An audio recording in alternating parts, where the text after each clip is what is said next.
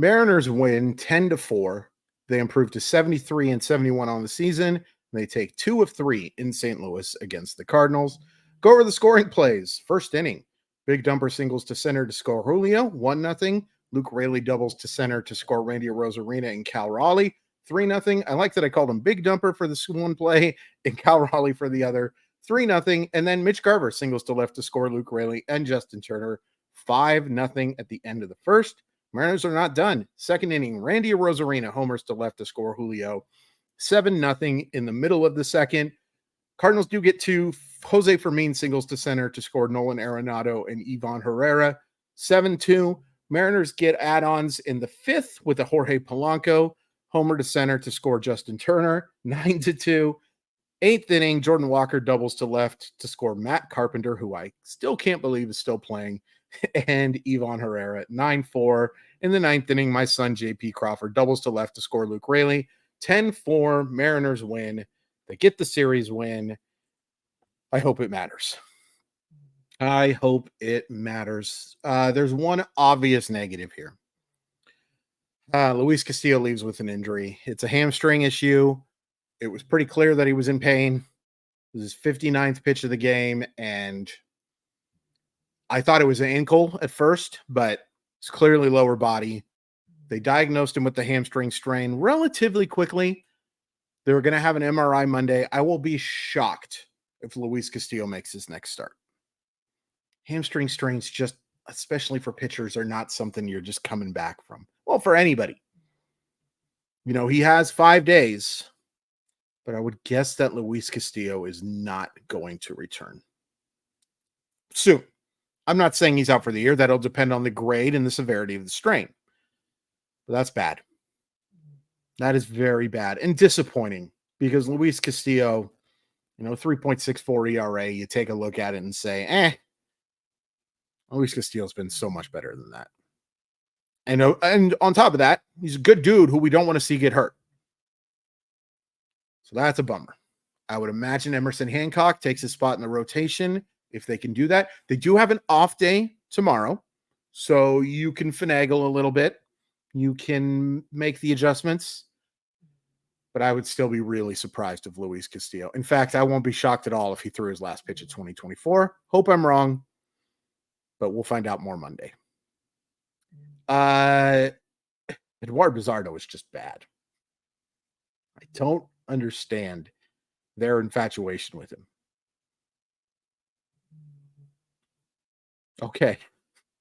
Hopefully that's all we see him pitch in is games where the outcome is decided before he pitches. He's not a good pitcher.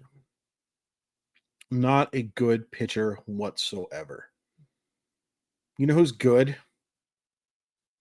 Simply Seattle. Best stuff for the Mariners, the Seahawks, the Kraken, the Storm, the Sounders, Huskies, Cougars. Find it all at Simply Seattle.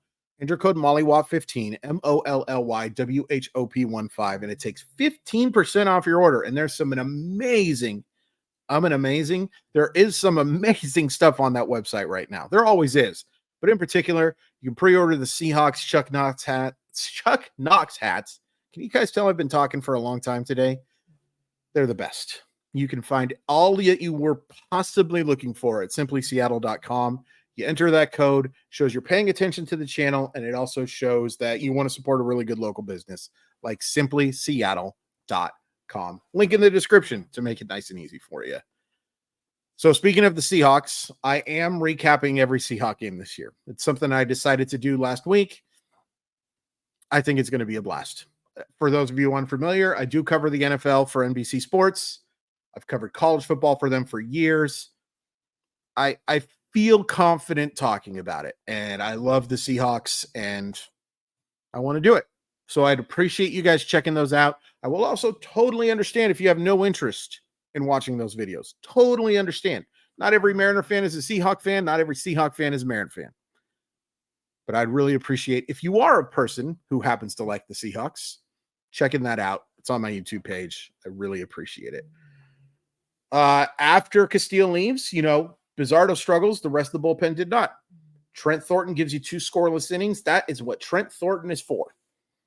Those multi-inning Low leverage-ish situations, that's where I feel the most confident using Trent Thornton.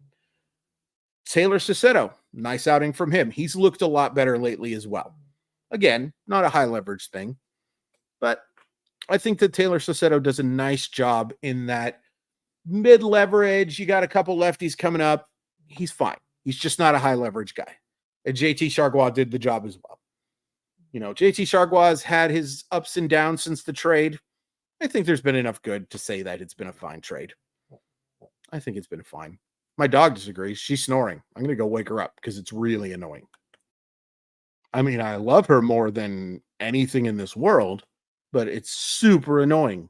And she sleeps a lot. She's a 13-year-old girl. I miss my 14-year-old. Positives offensively, a ton. Couldn't have started the game out any better. 5 straight hits. And again, I love Julio in the leadoff spot. You know, he gets hits in his first 2 at-bats, struggles in the next 3. You'll take it. You'll take it. OPS almost up to 700 now, which it's not good enough. Not even close to good enough. And a lot of you will roll your eyes that I even mentioned it. I think there's been enough good from Julio Rodriguez in 2024 and more than enough good in 2022 and 2023 to be extremely excited about that dude's future. Oh, by the way, he just happens to be maybe the best defensive center fielder in baseball. I have a call. I have to take this. Love phone calls. Love them. Anyway, Julio had a great day at the plate. A good day at the plate. Randy with the 2-run homer. I had to feel good against his former team. Luke Raley. Man, since August, Luke Raley has just been a really good offensive player. When he's bad, he's bad. But the goods have been really good. He needs to hit in the middle of the order every day. Heck, I'm even hitting him in the middle of the order against lefties right now. I don't expect much, but he might be able to run into one. And the rest of your lineup isn't good enough. So Justin Turner with the 3-reach day, Jorge Polanco with the 2-run homer, JP Crawford with the 3-reach day. That's awesome to see. They need him to get going, not only for the rest of this year, but to feel good about him for next year, because he's going to be in your lineup next year. So it'd be really nice to see that flash of what he was last year. If you can get that, that'd be really nice to see. And good. Every Mitch Harver compliment is going to feel patronizing or patronizing, however you're supposed to say it. That's patronizing, I know. Maybe it's patronizing. I'm so tired. It's going to feel like you're talking to your little 5-year-old about what a great picture she drew. I would never do that to my nieces, by the way. Every picture they've drawn is perfect. You're just hoping for a couple of games like these as your backup catcher, because you can't expect much more. Only guy who struggled today offensively in whole was Josh Rojas. Now, Big Dumper, after the RBI single, didn't get any hits and he struck out 3 times, but he does get the RBI single. He's, by the way, up to 90 RBI. And say what you will about RBI, and you should. Be really cool to see him get to 100. Be really cool to see him get to 100 for sure. You get the win. Okay, Google, what's the score of the Astros game?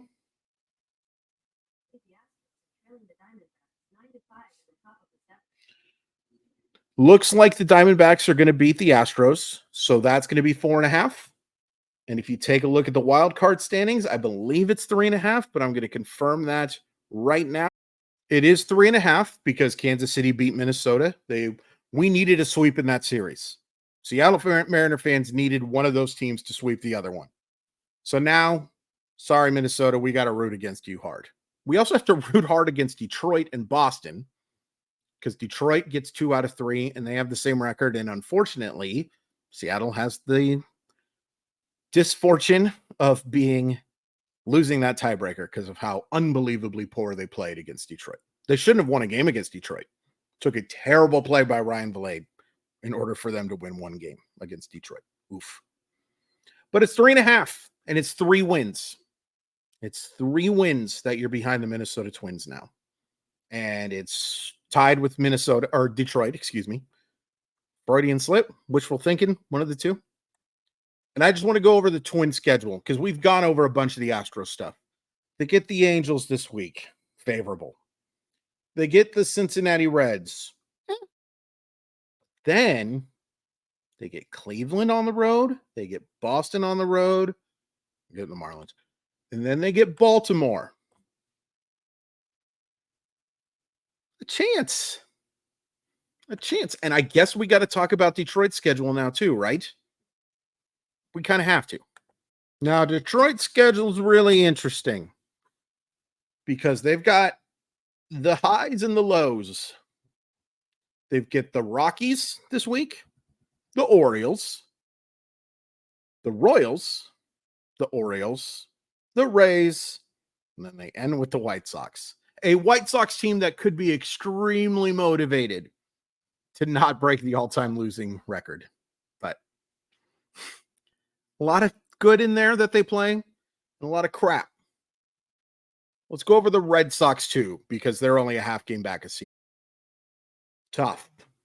Baltimore, New York, Tampa Bay, Minnesota, Toronto, Tampa Bay. And they have just looked bad. Heck, outside of when they played the White Sox and they lost to the White Sox today, the Red Sox look out of it.